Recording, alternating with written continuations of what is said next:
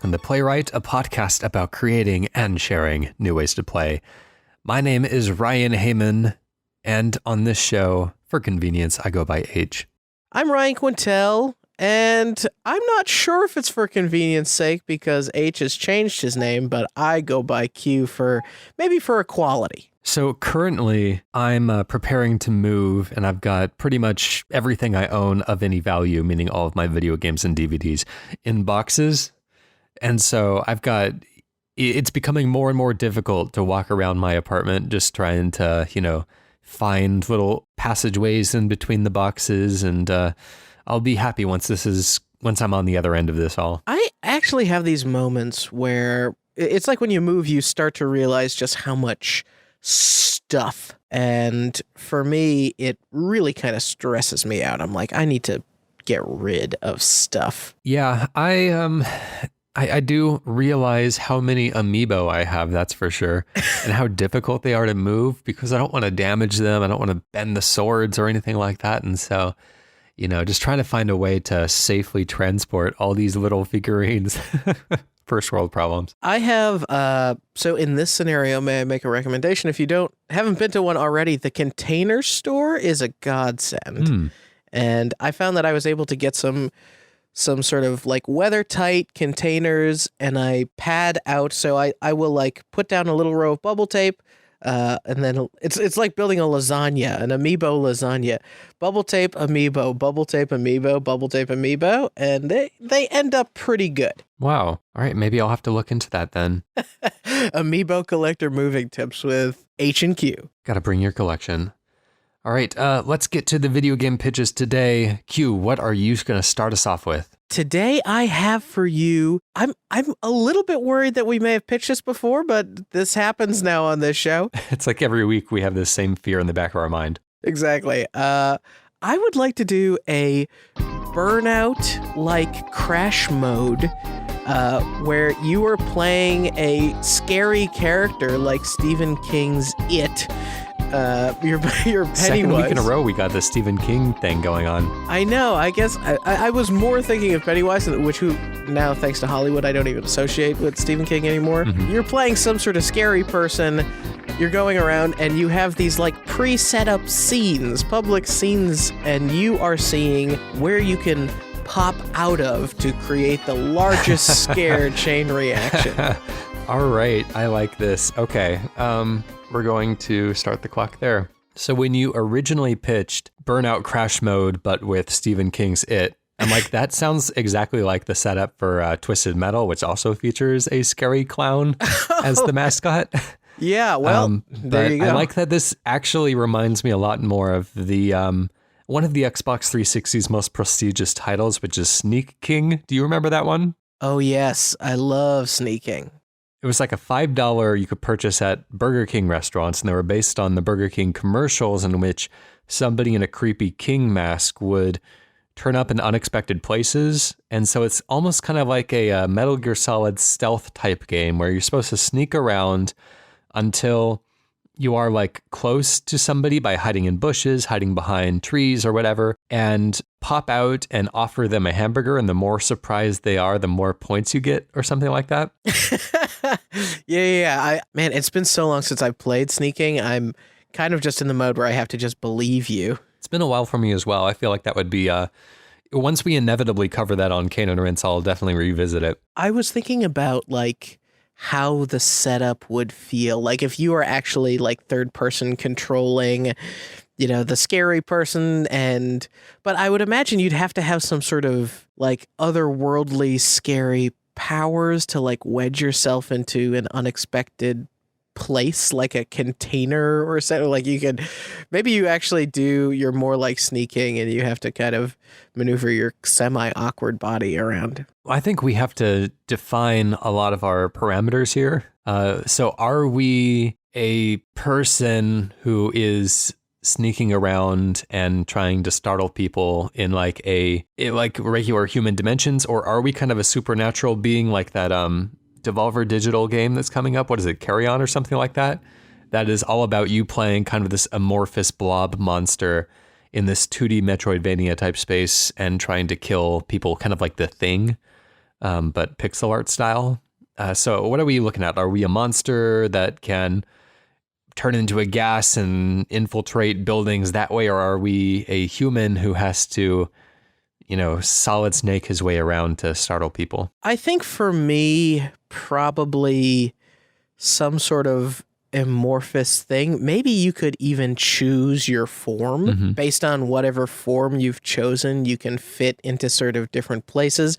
And there could be, do a really simple like Breath of the Wild style system mapping where like, oh, if you are something that kind of looks like really gross food, it'll be extra surprising if you hide in a food container or something. There's like where you shouldn't be bonuses. So are you playing kind of like a mimic like you would get in the recent Prey game? Potentially. I was thinking more that like you could maybe very comically just scale the avatar. Like I think a mini Pennywise is potentially just as scary coming out of a cookie jar as a large Pennywise coming out of a subway station.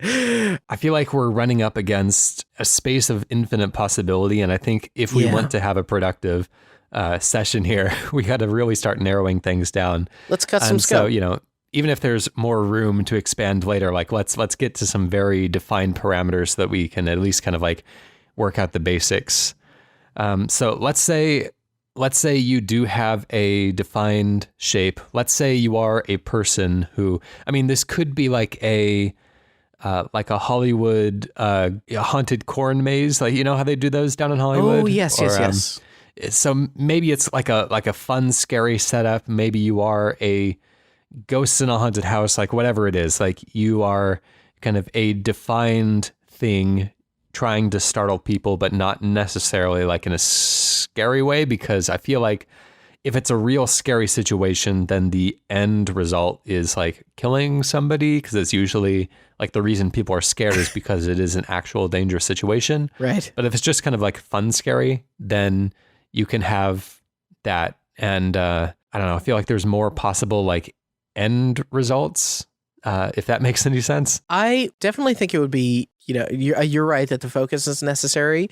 I think like when I say burnout crash mode, for me, I want something where like, oh, people are spilling their drinks and bumping into one another, and you're kind of watching the whole thing play out like that, and you get that sort of burnout feeling of like, okay, I'm just going to run it really quickly again from this slightly different angle. So something where I was getting potentially rounds of placement and feedback. Like the burnout car, you kind of control it to a point, but you're just sort of aiming it, right? Yeah. So is there a way to sort of simulate that? So there's a couple games I want to reference here. One is called Haunt the House Terror Town, and another is called Ghostmaster. I think Ghostmaster is more relevant, where Ghostmaster has a better name for sure. Yeah. So the setup is basically like you control some ghosts in a haunted house, but it's kind of like it kind of has like an isometric perspective, like a theme hospital or something like that. And basically like you are, I think, moving your ghosts between objects, and they can like rattle the objects or cause them to do scary things in the room. And there's a certain number of like humans in each level, and you have to kind of scare them, and causing them to panic and run into other rooms would kind of heighten the tension. And so it's all about managing a series of scares in a way that kind of escalate. So when somebody runs into another room, having something there to startle them when they're already kind of in an alerted state is would be more effective. So maybe there's something about, I do like grounding this in the perspective of somebody who is kind of on the ground, boots on the ground there, one person, instead of this kind of like overall broad management type of sim. But trying to, for scares to be the end goal, kind of like in Monsters Inc., how like they run their society off of screams, and so all they need is the scare. They don't need to kill anybody. They don't need to hurt anyone. They just need the scare. I feel like that's a fun premise. Yeah, you just like, and I think like it's a great playground to just see, my favorite moments in games like The Sims is when the Sims are kind of running around doing the most absurd things. And so something where, it's very sort of slapstick of, oh, I didn't even, I play through a level and I go, I didn't even know that you could make somebody just run straight to their car and like leave the house, or something like that. So maybe we're talking more like a house level type of scare. This almost seems like the reverse of the thing that Krupa pitched last week. Right, where right. somebody's trying to sneak into the house and you're trying to escape them. He's like, how scary can we get it? And I'm like, what if it's just kind of silly scary? So one of the things I like about ghosts is that you're able to like possess objects, move them around the room, or cause like in Grabbed by the Ghoulies, there's a lot of situations where like a mounted like hunting trophy on the wall would like come alive and start snapping at you, and that's kind of fun. Like I like infiltrating objects. I'm also trying to think about how, like, am I scored based on like people scared or like destruction caused? Like, I love the idea of really if I can get myself positioned correctly at the right moment, then I can, if I'm inside the refrigerator, then the person like the milk that they go to grab, they slip and like nobody's really getting hurt, but like, oh, they slip. And of course their kid comes in and screams and then the dad runs downstairs. There's all this sort of like chain or reaction even the opposite. stuff. Like what if these people are prone to being very clumsy and you're trying to run like a business, like a haunted house for Halloween or something, like one of those silly ones. As people hurt themselves, that actually like reduces the amount of money that you make. So you're trying to get the biggest scares, but you're trying to like minimize the safest scares. People hurting themselves. So like you shouldn't startle people at the top of the stairs, or if there's like a spill on the ground, you should try to like be careful around that. So it's like trying to be scary, but at the same time being mindful of their safety.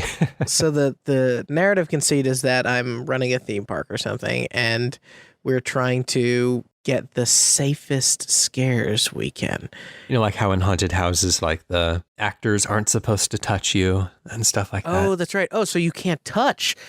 That's cool. So maybe there's like an additional mechanic, the same way that you can put like after spin on a Tiger Woods golf ball. You could potentially have something where you are like able to say, okay, you're gonna jump out and you're going to make a loud noise, or you're gonna jump out and you're gonna like get into a weird position or something. Like weird positions can be scary. Like how many scary movies are just like somebody spidering backwards around? Like you do have these super talented potentially actors that can just do whatever you command, really. That's our 10 minutes. I feel like we're still kind of like running around the perimeter on this one, but I think we've got some interesting ideas in there. So I don't know how naming is going to work, but let's see if we can come up with something. Let's go into the realm of like what would the proprietor of this haunted house be? Maybe, it's something like Dr. Scaresville. Dr. Spookums and Spookums is pretty good. Spookums House of Horrors. Doctor, we got to keep the doctor in there. Though. I feel like that legitimizes it. I wonder if we have a running count of how many games we've added the word doctor to in their title. Well, if Mario can get away with it, then so can we. For sure. All right. Into my pitch today. I don't know exactly how this is going to work, but I was inspired by a couple of games. One of them is VideoSurf, which is one of the really early Steam games that I still really enjoy. You kind of load up any MP3 file into this game, and it basically like gives you a roller coaster full of there's like 3 to 5 tracks, I believe, of notes that are kind of like procedurally generated with like the taps of the drums or whatever. As you are playing through any song that you upload into the game, you're kind of collecting notes, and so it's very kind of like low stress type of game, but it's a good way to like experience music. Just because, you're listening to music anyways, you might as well like ride a roller coaster that's based on that song. Mm-hmm. So it's pretty cool. I really like being able to just load up any song and play it as an VideoSurf level. And the other game I wanted to reference is Moshi Moshi, which is a top-down shooter. It's a 3-color game. There are enemies of each of those 3 colors, And from the center of the screen, each of the three colors kind of radiates from the center in kind of, so, it's like circular shapes that kind of like expand from the center.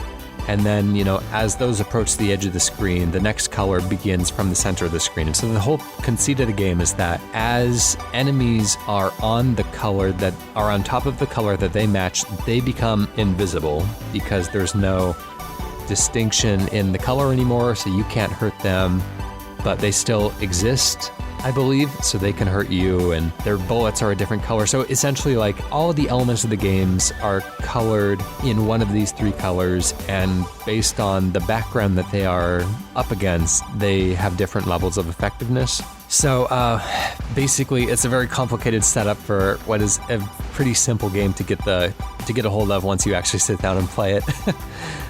So what I want to do is an overhead shooter that you can play on top of any video file. So your ship automatically sets itself to the opposite color of the space of the video that it's on top of, and you can shoot that color of bullets.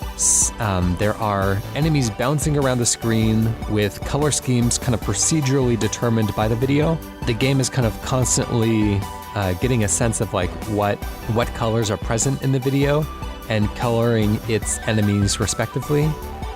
They're invisible and indestructible when they're hovering over similarly colored areas in the video below, but going between light and dark colored areas changes your color and the color of the bullets that you shoot, and so you have to take out light colored enemies with dark colored bullets and vice versa. So you got a little bit of like an Ikaruga thing going on as well. So it's a bit complicated. I don't know exactly how it's going to work with like videos that suddenly cut from one scene to the next. I think it would be like really useful if people want to like create custom stages of just like swirling colors that move around and they can kind of challenge their friends. But ideally, it would be really cool if you could just play it on top of like a movie or something. So you'd get people that would like, hey, I'm going to be playing this shooting game over the Naked Gun, and people could just like stream that on Twitch or whatever. I don't know. So it's a lot of ideas. I don't know how they're going to come together, but let's start the clock and see where that takes us. Forgive me if the first X amount of this is going to be me parsing through some of these mechanics, but we're talking about you are able to kind of cruise around in like a spaceship sort of thing, an asteroid ship sort of thing. Mm-hmm. My weapons are absorbing the color of the footage behind me. Yeah, so I haven't really determined. I think what makes the most sense to me is that just to make sure that your ship is always visible, you are the opposite color of whatever space you're on top of.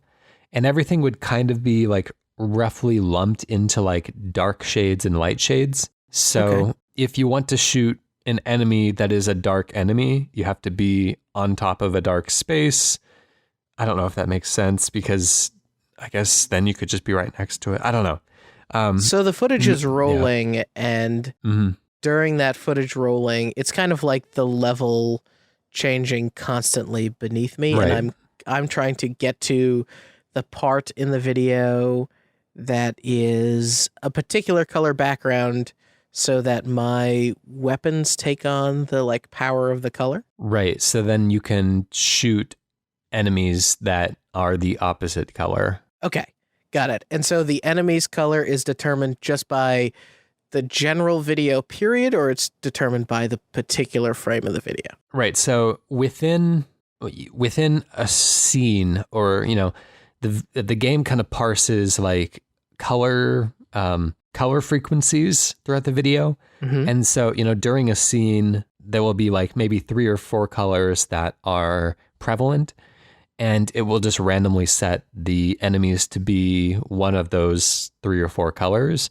And then as it kind of floats throughout the scene, if it's a scene that's outdoors, then maybe it's like one of the colors is the color of the sky. Maybe one of them is green for the grass. And then kind of as these enemies float over these spaces, as they're moving around, they become invisible, or they become, you're able to shoot them down based on what color you're firing at the time. So it's always kind of changing, and it's always trying to keep you on your feet. So I guess my last question on this is just more, again, a clarifying question. It sounds to me like the bad guys are averaging. Is that right? They're like they're coming in with like an average color of the scene. They're not necessarily like transforming as they're flying over parts of the frame. Right. So they are a set color that is determined to be of like high frequency. So, yeah, whenever they are on that color, they are invulnerable. And whenever they are off that color, they are vulnerable. And so if the scene changes and that color doesn't exist in the scene anymore, then like they're an easy target. Got it. But if it zooms into, like if it's a snow scene and they are white, then that's a dangerous proposition. Yeah. So, okay. So now I'm imagining, for whatever reason in my head, this almost ends up feeling like Geometry Wars. Is that right? Is that about right? I'm thinking about like these things transforming and moving around. Is their behavior different per color? Like once the colors are mapped out, then we're also like so that's kind of cool. Pretty well. We map out, hey, this thing is going to behave this way because it's overlaid in, such a color. Mm-hmm. So essentially, like, I really want there to be like a Steam Workshop type thing where people can just upload these challenge courses, kind of like how people used to do with like Worms rope courses or something, where they just like draw something in Microsoft Paint. But you can create these kind of like swirling colors and lava lamp type of imagery that you can say like it's all procedurally generated, but based on the way that the shapes move and stuff, like this is going to be a challenging course. Got it. I think to make this thing more, I don't know if predictable is the right word that we're looking for, but I think one potential thing that could help, like you start playing the video and then like almost overlaid on top of the video, you get like the pane of frosted glass that slides in, and therefore you can sort of fudge the colors and have them a bit blurred, and now you'll be in a situation where like, because there's so many like very fine, like a little pole or something in a scene, or potentially a small square that would be this color that wouldn't necessarily make it into the average colors of the scene. I think that's fine though. Like if you kind of are able to track where an enemy is, maybe it's a close up on like an actor's face, and the color of the enemy matches the skin color of the actor, but you know that like the actor has like a little like soul patch or something, and you know that the enemy, like based on your tracking of the enemy, is like bouncing in that direction. So like that soul patch is like your chance to blast away at it. God, it's so interesting. Today is all about, we unintentionally made today about mechanics on Playwright. So one of the challenges that I keep running into is that like, so if you're loading up movies or something, then there is like shots and reverse shots that don't always like match color scheme wise. And it just seems, I don't know, it just seems like if things are always changing like so suddenly, then you're going to be kind of like, it's going to be really hard to predict what any enemy is going to be on top of. It's going to be, your ship might be in a safe space one moment and then suddenly enter a danger zone in the next moment. I don't know. It sounds very difficult to kind of like keep track of everything. Yeah, you may have to make a conceit of like you're going to give it a video file and it's going to play it in super slow-mo, or it's going to have to do something where it is like trying to manage those things, I mean, maybe essentially slow down the action. Though. Like in VideoSurf, the quality of the experience is definitely affected very significantly by the type of song that you feed into it. And so you want to go with something that's like very dynamic, that has both like quiet, slow portions and like loud, fast versions. So something like Bohemian Rhapsody is going to make for a great VideoSurf track, whereas something that's like always intense all the time, like a Death Clock song, or something that's like always mellow all the time, like a Carpenter song, like is just going to be a boring course. So it's more about like thinking through your video library and identifying what you think would make for an interesting experience, rather than the game like bending over backwards to try to, because I also want to make sure that like part of the appeal of VideoSurf is like getting to listen to music that you want to listen to anyways, just having something to do with it. So I feel if we like change the experience of watching it too much, then you kind of like lose that entertaining aspect of it. Right. Okay. So we're just kind of surrender to the user surrender is a bold term, and we're going to let the content be the content. Mm-hmm. Okay. So I'm sitting there and I'm wondering, like, as I'm playing this sort of shooter thing, like, is there that bomb equivalent? Is there that, like, I need to clear the screen right now? Because that could be your solve. If you, like, essentially every time you change scenes or you detect enough changes of the frame, you could say, all right, why don't we just issue this person a clear or something? I think, screen clear, that's pretty common in like overhead shooter type of games. I'm okay with including that. And maybe there's also something that inverts the color of the background. So if there is a snow scene and the enemy is white and just like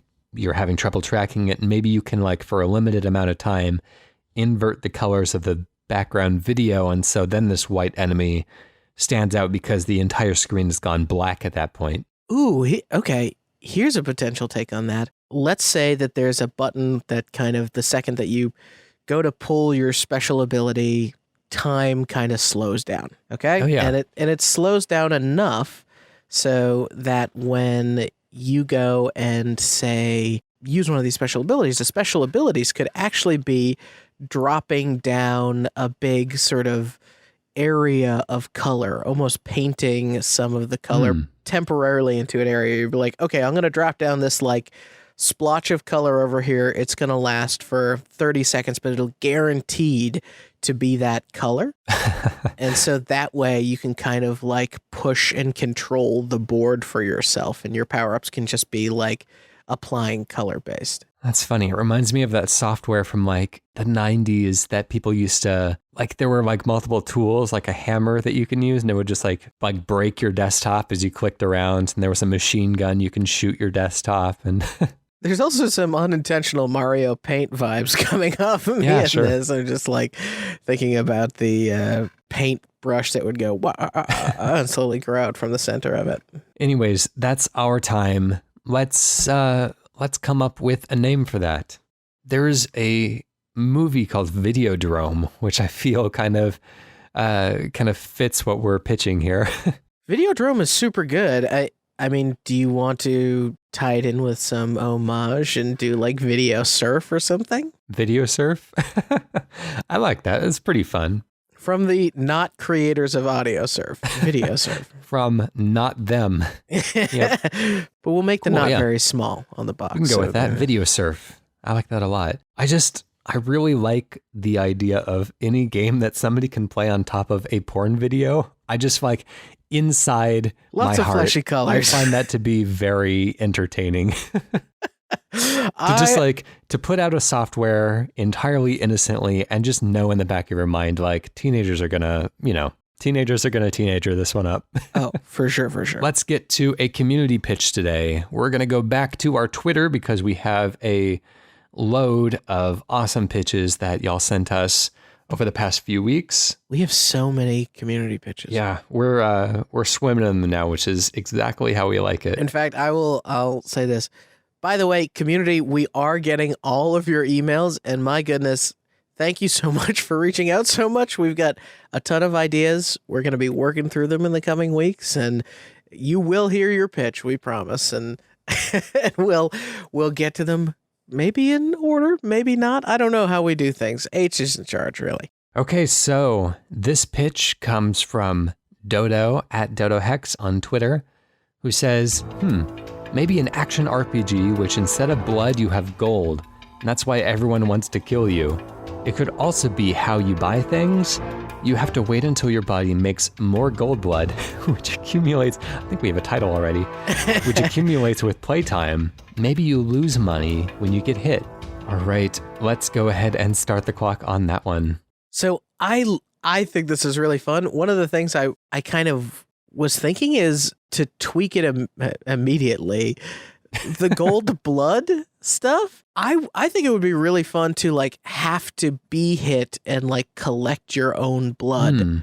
You know, the same way that like you get that feeling after being hit in Sonic the Hedgehog of like, I need to get that ring back. Like you start every level, like maybe there's no way to heal, right? So you're just like, you start every level full of gold blood. And you got to make sure that you have enough like buckets or whatever. Or there's stations where you can like drain your golden blood and craft them into coins to like permanently save money. Well, let's say, okay, so I think the most interesting risk reward aspect of this is that if your currency is also your HP, then as you're buying things, you are lessening your HP and making it more easy to kill you.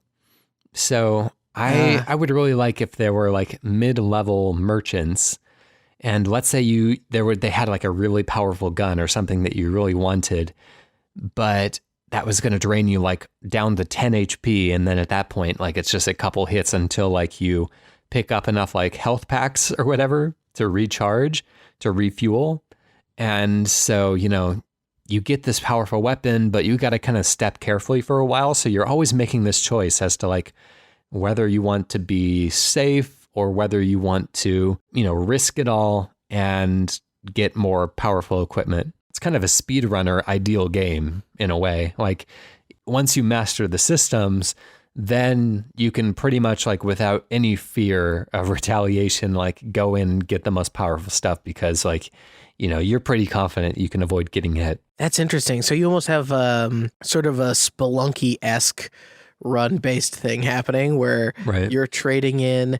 You're always a glass cannon, right? You start very tanky, but like with really terrible damage, and you can tweak yourself further and further down the spectrum, maybe in between levels, like or each opportunity to be like, how do you want to do that? You could like sell power-ups that you get for blood back in your system, but of course, if you've already bought something, you get that classic like you're losing that economy if you really want to trade something in, but you could at a discount. I would like if the gold, if this currency, if it's just one currency, and if operated the way that it does in like an old Doom or a Serious Sam game or something where there's just like health packs kind of scattered throughout the world, but they're sometimes a little tricky to find or a little hard to get to, or you don't know how long it's going to be until your next one. And so you're recharging whenever you find one, but at the same time, like that is both the currency and the health system. Yeah, I think that makes sense to me. So you are, okay, we'll say that you have is there any way to like, there's no way to gain more life, but is there a way to sort of walk back the power-ups? Well, I mean, you are getting more life as you're finding pickups. Oh, and okay. So in the same way that like in Doom, like if you get hit and you're down to low health, you can find pickups that recharge you like that. As you are finding these pickups, they are recharging like your one store of both health and currency because they're the same thing. So you could see that as, I can take a few more hits when I'm fighting the next boss, or I could, that's more I could spend on more powerful equipment. So in that, I'm able to, like, per level decide, or I don't know are you imagining level separation? Because I'm thinking like, in between levels is the time where I'm going to be like, here's my pickup. It doesn't have to be in between. It could be just at, Spelunky style merchants scattered throughout the world. I would like something like Dead Cells that feels a little bit sprawling, where, you are, I love Dead Cells so much. that's the message I want people to take away from this. Now, that in Dead Cells, there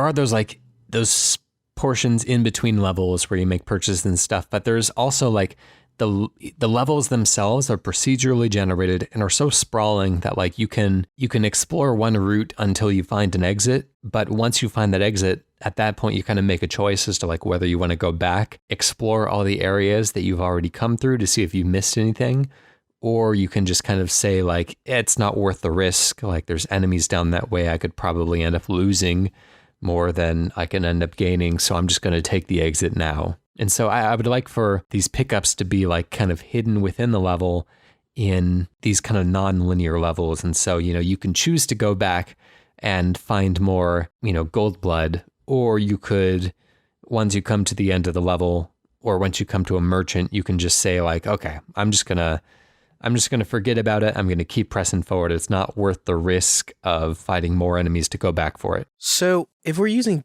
Dead Cells as kind of our reference point, do you imagine you are throughout all these levels slowly gaining more and more blood? Like, so you're always getting bigger, stronger, more powerful perpetually, or are you imagining there's sort of a reset in between the stuff that you're doing? I think it makes more sense for it to be a perpetual gain, especially if this is like a roguelite type of thing, where progress resets at the beginning of the run. Like the way that Dead Cells does it is that you're always getting more powerful and you're always fighting more powerful enemies, so it kind of scales up with you. But also in Dead Cells, like it's very easy to be outpaced by the scaling if you don't make good choices. So I always felt like that was a really good system where it's not like just even scaling like some of the Elder Scrolls games where as you enter a new area, the enemies are set to your level, because I always felt like that was a little boring. It's like, it doesn't really feel like I'm getting any more powerful because the enemies always match me. But I do like in Dead Cells where if you make really good choices or get really good drops early on, then you can just like fly through the latter half of the worlds. Or if you get really bad luck or make bad choices, then you're struggling hardcore, like in the latter stages. Do you like the idea of somebody kind of being able to dial themselves up into a, hey, look, I'm dead in 2 hits, but I'm killing everything in 1 Absolutely. hit? So Yeah. I think that's what makes this really fun. It's like my catchphrase on Playwright is like risk reward. Like if you're willing to risk it, then I'm willing to pay out, you know? Yeah, I like the idea of being able to sit there and say, I'm going to opt in to just totally wrecking my own shop in order to Absolutely push forward. Yeah. So I guess we should pull back and say, like, what kind of game is this? Like, the reference point of Dead Cells is a 2D Metroidvania platformer, but the reference points of like Serious Sam and Doom are 3D first-person shooters. Like, where do we want to take this? Because I feel like this could go in any direction. Like maybe there's an aspect of the aesthetics that fits into kind of like a vampire mythology, because that makes sense with the whole like blood is currency, but also blood is life type of thing. I don't know. What kind of game do we want this to be? It's interesting because Dead Cells is not quite a Metroidvania or a Castlevania-like. The way it feels at times is Castlevania-like. So What if you did map this into a Castlevania, just straight up the Metroidvania genre, said this is going to be, you're a vampire. The narrative conceit is that, the only way you can buy more power is with a pact of the vampire brethren, and of course the only payment that they want is blood. I guess like the tough part about a vampire is vampires could definitely acquire other people's blood. Although, is that what we want? Like potentially that's what you want. So the more blood you can drain from your enemies, the stronger Maybe you will become. the enemies are also vampires and they don't have like useful blood in so much as like maybe there are NPCs kind of like in Vampire, that recent game by the people who do Life is Strange. Sorry, I'm blanking on the name. The Vampire, where there are friendly NPCs that you can drain blood from to get some extra life currency, but then they are kind of like removed from the game because they're dead at that point. So, if there's a shopkeeper that you don't see yourself visiting anymore because they're in a really out of the way area or you've bought all of their stuff, then maybe you can just chow down and get some more blood currency. There we go. That's very Spelunky-like. Yeah. If you were a vampire, let's say that you could get blood from anything. Every time you get hit, you lose blood. You can suck blood out of people. But I think like if you did more of an original, here we go, Playwright bingo, players, pay attention. If you did a Legacy of Kain sort of system where you really have to kill a victim and then like as they're on their last legs, you have to take the time to like stand still and drink their blood. If you had Dead Cells like action happening around you, the mechanic of like just being able to stop to drink the blood would be kind of hard to pull off. Potentially. Right? You could say, hey, you can you can absorb, you can go drink as much blood as you want in a level, and it's all about how much blood you extract at the end of a level, like souls that dictate how you're able to sort of upgrade when you're in between levels. Well, let's close that down. Let's come up with a name and call it good on that one. So, yeah, what is it? What is the term that we keep using? Is it GoldBlood or Blood Gold? What was the... I think GoldBlood is probably better. Okay. Yeah, I think that's a nice title for a game. I think it stands out, definitely. Anyways, thank you very much, Dodo Hex, for tweeting that at us. He did so by tweeting at PlaywrightCast. And there are other ways to get in touch with us. You can go and pitch your own video game idea to playwrightcast.com/pitch, or you can email us, playwrightcast@gmail.com, and we will read them, discuss them on a future show. It may be a ways in the future because we are kind of stacked up for a while now, but that is excellent. We will get to it eventually, and you won't believe how quickly we'll go through the pitches that we currently have in the queue. We will be begging you to contribute again in no time. That's right. Special thank you to PROTODOME for the use of our theme song, Hello World, off the album Blue Noise. And of course, go and check out the rest of the shows on the Kane and Rince Network, where they review games, play game music, and interview game developers. To take us out of the show, Q, why don't you give us a mini video game pitch? How about a retro console game collection of games that never actually ever existed? As long as we can sell one of those little plastic things in stores, then it's fine with me. We will. We're rich. That'll do it. Now we just got to make 50 brand new retro games. Cool. We'll see you next week, everyone. Bye.